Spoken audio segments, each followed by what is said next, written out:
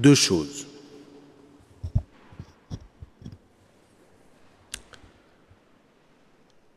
Tout d'abord, le cri de Jésus. Mon Dieu, pourquoi m'as-tu abandonné? Si, vous voyez, c'est là où il faut vraiment connaître les Écritures, que ce soit notre culture, c'est notre culture. Vous voyez, la Bible, c'est notre culture. Connaître la Bible, c'est pas simplement réservé aux spécialistes. Connaître la Bible, c'est ce qui nous permet justement de comprendre comment Jésus nous ouvre un chemin. Et aujourd'hui, vous voyez, où nous sommes couverts d'informations, de fake news, de machins, on ne sait plus à quel sens se vouer, c'est le cas de le dire. Eh bien, connaître la Bible, ça nous donne le socle de notre liberté. Parce que c'est elle qui va nous permettre de prendre du recul nécessaire et de, même si nous sommes plongés dans le brouillard par tout ce qui se passe, tout ce qui se dit et tout ce qu'on essaie de nous vendre, eh bien nous restons dans la lumière du Seigneur. Et voyez par exemple, mon Dieu, pourquoi m'as-tu abandonné? Si je connais la Bible, je me souviens, comme on l'a entendu tout à l'heure, que c'est un psaume. Donc Jésus n'est pas en train de se dire « tout est foutu, mon Dieu, pourquoi m'as-tu abandonné ?» Il est en train de commencer à chanter un psaume. Vous vous rendez compte? Rien que ça nous apprend une chose essentielle.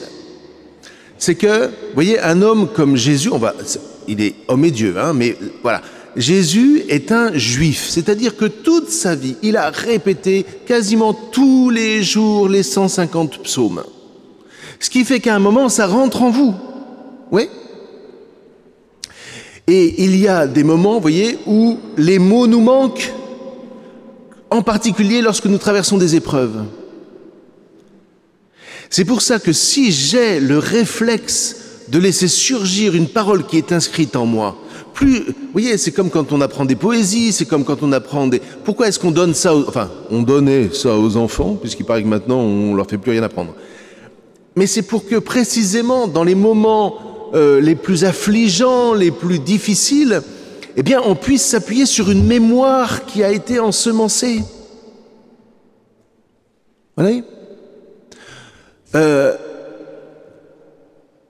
Écoutez, c'est pas compliqué. Moi, c'est un exemple, mais je vais vous parler de mon grand-père. Mon grand-père est mort, voilà, bien des années, en récitant le Cid.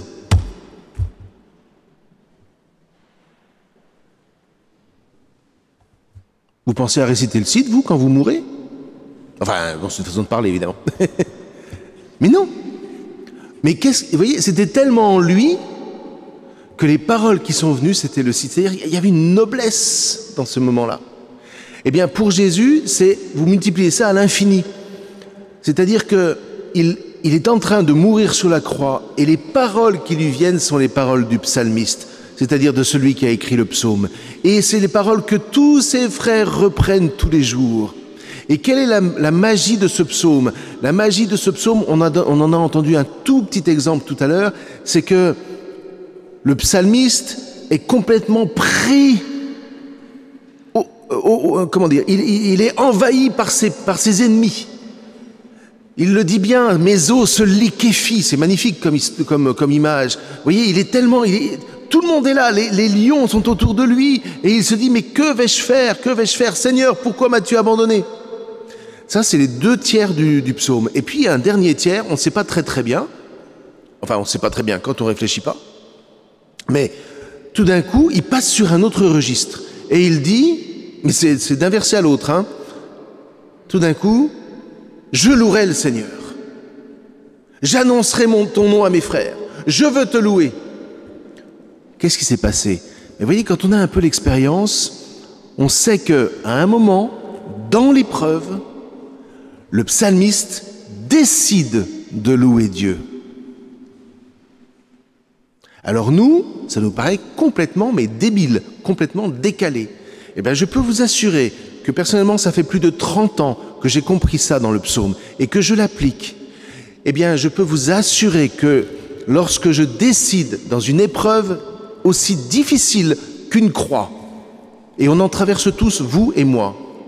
Choisir de dire au milieu de l'épreuve, Seigneur, gloire à toi. C'est pas gloire à toi les petits oiseaux, hein. C'est Seigneur, gloire à toi.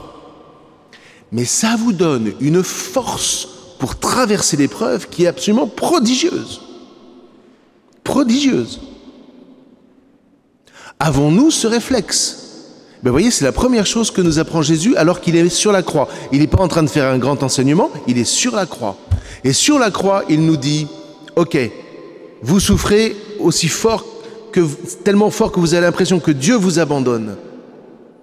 Eh bien moi je vous dis, je commence un psaume qui va se finir dans la louange. Et cette louange-là, vous voyez, elle lui permet de vaincre l'épreuve de la croix, si bien qu'il meurt.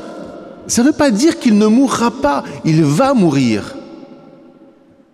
Mais voilà que dans la semaine prochaine, nous célébrerons quoi? Sa résurrection, c'est-à-dire son relèvement. Qu'est-ce qui s'est passé? Qu'est-ce qui s'est passé? Il s'est passé deux choses. C'est que nous contemplons en Jésus, ce serait un peu long de vous expliquer, ce n'est pas le lieu aujourd'hui, mais peut-être dimanche prochain. Nous contemplons en Jésus Dieu. Mais voyez, pour évacuer toutes ces notions complètement fausses d'un Dieu qui lance des éclairs, qui serait Zeus, qui punirait les méchants, qui par contre, si vous êtes gentil, vous donnerait de gagner au loto, ou je ne sais pas quoi, enfin des débilités, mais purement humaines. Dieu manifeste sa puissance en entrant dans la mort. Ah, pas seulement. Il manifeste sa puissance, attention, hein, il est sur la croix. En tant que Dieu, il a le pouvoir d'exterminer tous ses ennemis. Il l'a. Oui, il est Dieu. Oui, mais s'il fait ça, il n'est plus Dieu. Il est Dieu à partir du moment où, ayant le pouvoir d'abaisser et de mettre à genoux tous ses ennemis, il choisit de ne pas ajouter du mal au mal. Il choisit de pardonner. Et c'est ça la puissance du pardon, frères et sœurs. Hein. Pardonner, quand je ne peux pas faire autrement, ça n'a aucun intérêt. Mais décider de pardonner alors que j'ai tous les moyens d'écraser mes ennemis, ça c'est de la noblesse. Ça, c'est de la grandeur. Ça, c'est de l'honneur. Aujourd'hui, on parle tout le temps de dignité. On ne parle plus d'honneur. Où est l'honneur? Eh bien, l'honneur, paradoxalement, frères et sœurs, il est sur la croix. Et c'est de la grandeur. Et c'est de la splendeur. C'est de la lumière. Alors que tu as tous les moyens pour écraser tes adversaires, ce qu'on nous vend à toutes les informations possibles et imaginables, à la télévision ou sur Internet, ce que vous voulez. C'est la loi du plus fort. Eh bien, le plus fort décide de pardonner et de redonner une chance aux hommes pour qu'en leur montrant cette lumière, ils puissent choisir eux-mêmes d'entrer sur ce chemin. Mais c'est pas tout. Bing. Cette lumière-là, voilà que Dieu, par Jésus, entre dans la mort et dépose la lumière dans la mort. Vous vous rendez compte ? Il dépose sa lumière dans la mort, ce qui fait que vous et moi, et tous ceux, on a tous des défunts dans nos familles. Lorsque nous célébrons les obsèques, nous ne célébrons pas une cérémonie simplement d'adieu ou de mémoire. Nous célébrons l'espérance que nos défunts nous précèdent parce qu'ils entrent pleinement dans la lumière. Une lumière que vous avez reçue et que j'ai reçue le jour de mon baptême. Attention, hein. Le baptême, c'est pas simplement je passe par de l'eau et puis tiens, non, le baptême c'est j'entre dans la mort avec le Christ. J'entre volontairement et je fais entrer mes enfants volontairement dans la mort avec le Christ. Pourquoi ? Pour qu'ils puissent d'emblée bénéficier de sa lumière. Pour que leur vie ne soit pas une vie de petits morveux. Pour que leur vie ne soit pas simplement « je suis le meilleur ». Pour que leur vie ne soit pas réglée sur la loi du plus fort. L'homme est un loup pour l'homme. Mais qu'ils apprennent la noblesse, c'est-à-dire qu'ils se forgent une vraie personnalité, qu'ils soient forts intérieurement, qu'ils aient de la culture. Nom d'un chien, cette culture qu'on nous enlève, c'est abominable. Qu'ils aient de la culture pour que, grâce à cette force-là et grâce à la foi, ils soient une lumière et que quand ils traversent des épreuves, leur premier réflexe ne soit pas d'écraser les autres, mais de les relever. Et de se relever. Est-ce que vous me suivez? Ça va? Voilà, ça c'est la grandeur du message chrétien. Et c'est ça que nous contemplons dans la Passion. Et c'est pour ça que nous en faisons mémoire tous les ans. En particulier au moment des rameaux et de Pâques. Pour que nous puissions, nous nous redisions les uns les autres et qu'ensuite on l'annonce au monde entier.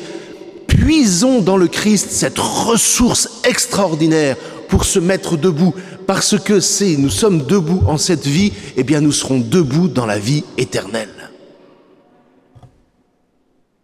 Et dans la vie éternelle, frères et sœurs, tant pis pour ceux qui espéraient pouvoir se reposer, on ne va pas se reposer.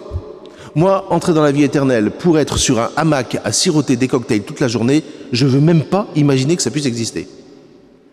Ce que j'aurais fait de meilleur, ce que j'aurais honoré de plus grand dans ma vie, voilà ce que le Seigneur m'offre dans la vie éternelle de mettre en œuvre pour poursuivre la création. Et nous n'avons encore rien vu si nos yeux voulaient vraiment s'ouvrir.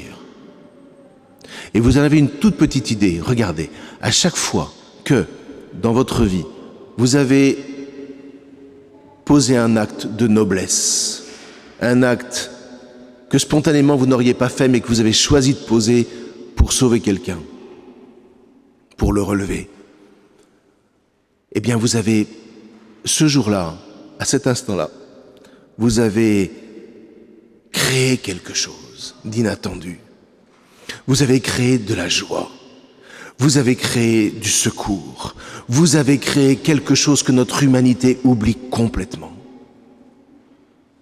Et peut-être que si vous avez fait ça, la personne vis-à-vis de qui vous l'avez fait est repartie sereine et qu'elle a à son tour pu donner le meilleur d'elle-même.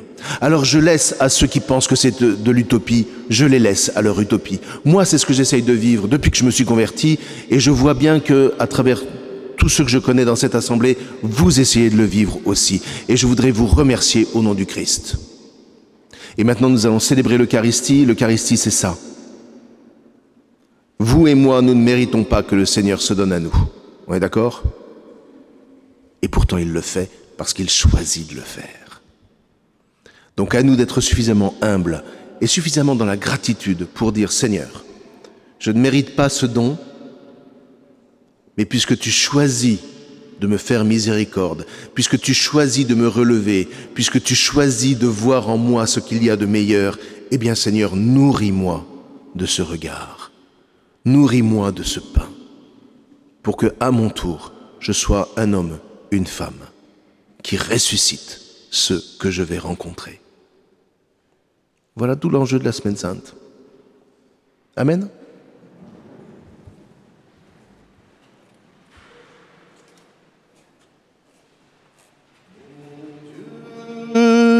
Mon Dieu, pourquoi m'as-tu abandonné?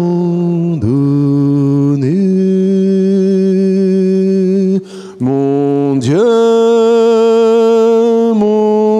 Dieu, pourquoi m'as-tu abandonné?